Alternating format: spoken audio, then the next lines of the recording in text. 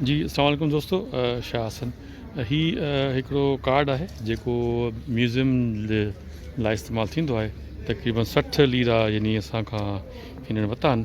सो इन में इहो आहे जो हिन 60 लीरा में असांखे ही कार्ड पूरो साल असां हिनखे इस्तेमालु करे सघूं था।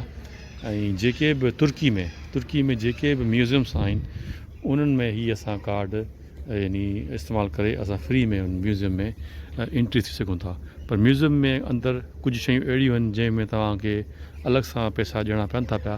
सो उन में ही क़ाबिल क़बूल न आहे। पर मोस्टली जेको बि अगरि हिते जंहिं ॾे केमलिक आहे, जंहिंखे यानी कार्ड आहे हिते जो रेज़िडेंसी, उन्हनि जे लाइ ही ज़बरदस्त शइ आहे। ऐं 60 लीरा में तव्हां वठी करे इस्तंबुल जा जेके बि तुर्की जा जेके बि म्यूज़ियम आहिनि या जेके बि घुमण जी जॻह आहिनि उन्हनि में तव्हां ही इस्तेमालु करे सघो था ऐं तव्हां यानी फ्री में तव्हां इस्तेमालु करे सघो था। सो अॼु जी वीडियो हिन सिलसिले में आहे। सो तव्हां ॾे अगरि केमलिक आहे दोस्तनि त ही कार्ड ज़रूरु वठो ऐं तव्हां तुर्की जा जेके बि म्यूज़ियम्स आहिनि उन्हनि में तव्हां हिन फ्री में यानी तव्हां वञी सघो था हिन कार्ड जे ज़रिए। सो वॾी महिरबानी, शाह हसन, तुर्की इस्तंबुल मां।